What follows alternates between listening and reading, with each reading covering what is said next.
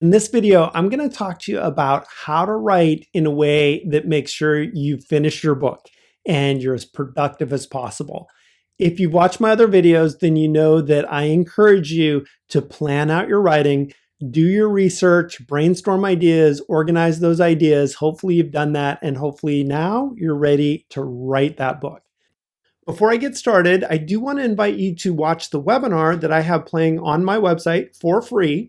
And you can go to that site right now. You can click on the webinar and you can learn how to jumpstart writing your book. So if you want a little extra boost, a little motivation to help you write your book, go to the link in the description for this video, click on it, and it will take you to that webinar. Now let's jump in. Specifically, what we're going to cover in this video includes how to maximize your writing output, and then also how to schedule, set up, and sustain your writing. I'm going to start with a quote, and this is one of my favorite quotes as it applies to writing. It is, "A little progress every day adds up to big results." Now, I don't encourage you to write every day. I don't think writing 7 days a week is going to be productive. I encourage you to take 1 or 2 days a week off. But if you want to get serious about writing, you should be writing 5 or 6 days a week. In terms of reinforcing this quote, I want to use an example from one of my favorite movies, and some of you who are readers might have read the book, Shawshank Redemption. It's a great example of how a little progress leads to a great result. Now, if you haven't read it, I'm not going to spoil it, but I will let you know that the lead character does something every day, and that leads to a great outcome. That's what I want for you. As you're writing your book, do something every day, then take a break, and then come back day after day after day.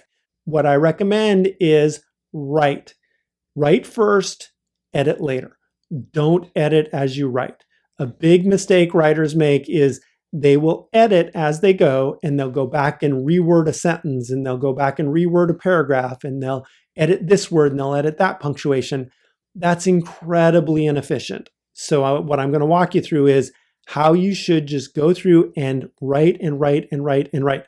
Don't edit. Don't look back. Just go forward. To maximize your output, there are 3 things I recommend. First is schedule your writing time and stick to that schedule. Next is set up your environment so it's free from distractions and you can write without interruptions. And sustain your writing. Don't go off the path for very long. You can take a day off, you can take 2 days off, maybe take a week off if there's something else going on, but get back on the path and keep writing. When it comes to scheduling your writing, I recommend you start with some objectives. How long do you want your book to be? For most first-time writers, their first book is not really long. So a nonfiction book might be 20 to 30,000 words. A fiction book might be 50 to 60,000 words. Don't start off with a book that's going to be 200,000 words. That will become an overwhelming task. If your book is going to be that long, try and break it down into separate sections and maybe make a trilogy out of it, maybe make a book series out of it. So for my first book, I set my goal at about 30,000 words. Then think about how many weeks you want to take to write it.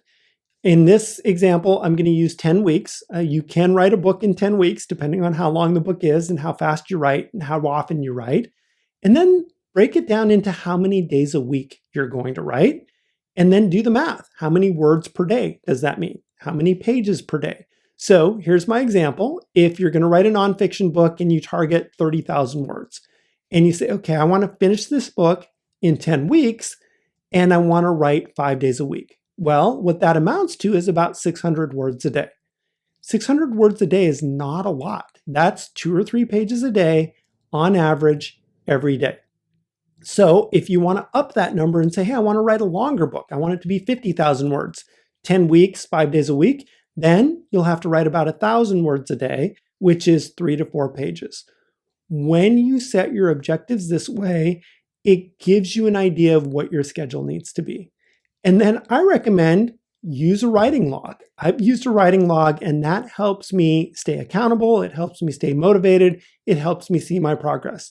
Here's an example of a writing log that I like to use. I start with the weeks that I'm writing and how many words I want to write each week. So if I want to write 5,000 words a week, then I break it down by day. And I say, okay, on each day, how many words am I writing? I should average about 1,000 words if I'm writing 5 days a week. And then I'll make notes on what did I accomplish? Did I write part of the introduction? How far did I get into chapter 1 and chapter 2? This is a great way to show yourself the accomplishments that you're doing and to show yourself the progress and keep yourself motivated. It's incredibly rewarding to stop writing at the end of the day and say, hey, instead of 1,000 words, I did 1,500 words, or, I need to take tomorrow off because I have something going on. So I'm going to load up on words today and I'm going to load up on words the day after that. So I highly encourage you, have some kind of a writing log, have a number of words that you're planning to write each week, each day. Now, let me talk about setup. You should have a setup that is your most productive approach. Here's an example. For me, I like a really comfortable chair. That's important because if I'm going to be sitting and writing for a few hours, I want to be comfortable. Next, I've got to have my laptop. That's the way I write. If you dictate into a phone, you need your phone and you need a dictation app. If you write with pen and paper, you need your notebook, you need your favorite pen, you need the tools to write with. Next, for me, a cup of coffee is essential. I want to have some caffeine. I want to be drinking something. You might do bottled water. You might do a glass of wine, whatever gets you in the mood to write. Make sure you have it ready when you're writing. Then I always have snacks. I'm a big snacker while I write. So if you need snacks, if you need food, if you need whatever the sustenance is, make sure you have it for your writing sessions. And then finally, I use headphones. I actually don't play music. Some people like music, some people don't. But my comfortable chair is in a coffee shop and there's a lot of noise going on. There are people who might be social. I put my headphones on. That's my signal to people of, hey, I don't want to be interrupted. I'm focusing, and people tend to leave me alone. And it also drowns out a little bit of the noise. So if you're having a hard time staying focused and things are distracting you, try putting on headphones, see if that can help you stay focused. So that's a setup. I would recommend you come up with your own setup. What's your comfortable chair? What's your writing tool? What do you use in terms of beverages, snacks? Do you use something to help you prevent distractions? Do you have music? Do you have white noise? Do you have headphones? What's your setup? And then use that setup every time you write to keep yourself focused. In terms of sustaining the momentum as you write, I'm going to refer to a great musician. He's one of my favorite musicians. It's Miles Davis. And Miles Davis has a couple of quotes that I love. The first quote is, sometimes you have to play a long time to be able to play like yourself. And it seems confusing at first. You're like, wait a minute, I should be able to play like myself because I am myself. Well, the way Miles Davis looked at it is, he had to practice on that trumpet over and over and over and over until he really got comfortable and really figured out what notes he was going to play, when he was going to pause, how he was going to approach the music. And that's the way writing is. Sometimes you have to write a long time to be able to write like yourself. The writers who are writing book after book after book have done it for a long time. And if this is your first book, don't worry about it. Just write. And the more you write, the more you're going to learn how to write like yourself. The next quote I love from Miles Davis is, do not fear mistakes, there are none. And he was a musician who could play brilliantly. And he would know a song inside and out, and he would improv, and he would put in different variations. That's how you should write. You should not fear mistakes. There's not a right way to write. There's not a wrong way to write. You should write and write and write. And if you make mistakes, that's fine. You're going to pick it up in the editing later, or you're going to have somebody else edit it for you, but just get the ideas out and don't worry about making mistakes as you write. Here are 3 secrets I've learned about writing. The first one is setting goals leads to results. My first book, I actually didn't have clear goals and I didn't hold myself accountable to those goals. So my first book took me over a year to write. As I wrote more and more books, I started setting more and more aggressive goals. And I got to the point where I could easily write a book in 10 weeks because I would set the goals, I would schedule the time, and I would focus in on accomplishing those word goals every day. Next is the proper setup speeds up the process. And what I mean by this is find your comfortable place. Find your place without distractions. Find what you need to keep yourself motivated. Maybe it's not just the setup, but it's also the time of day. Or maybe you need to make sure that you've exercised before you write. Maybe you need to make sure you get fresh air. Whatever it takes for you to get into that writing mode, figure out what it is, and then repeat it as you're writing day in and day out.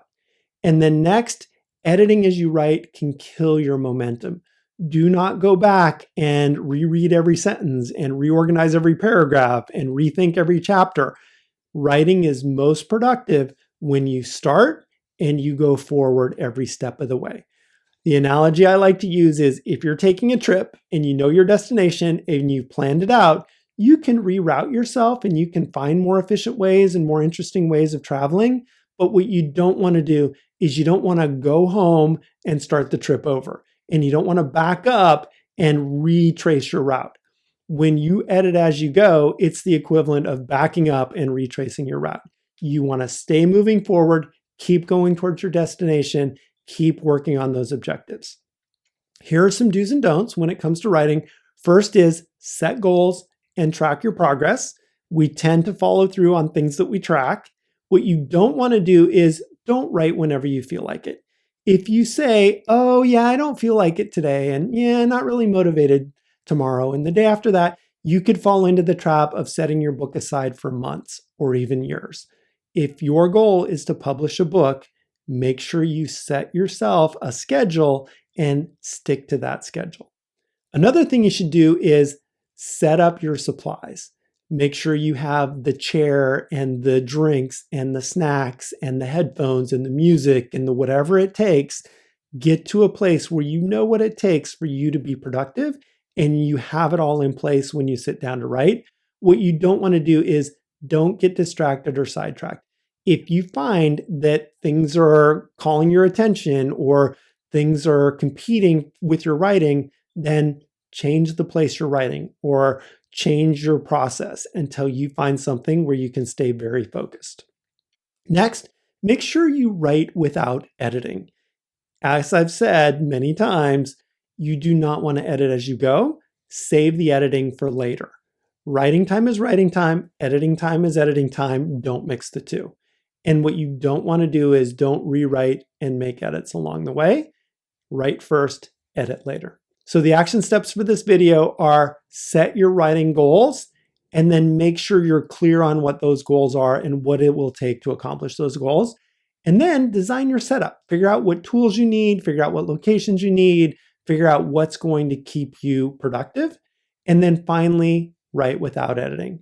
Hopefully that helps, and hopefully you found some tips in there that will help you be productive as you write your book. I do want to remind you to check out that writer's workshop that I've got on my website. Just go to the description for this video, click on the link, and that link should take you to the Jumpstart Writing Your Book workshop. You can watch it. It should give you a boost of motivation. It should give you some good tips on how to write the book that you want to write and publish. Again, I hope this video has been helpful. Best wishes and happy writing.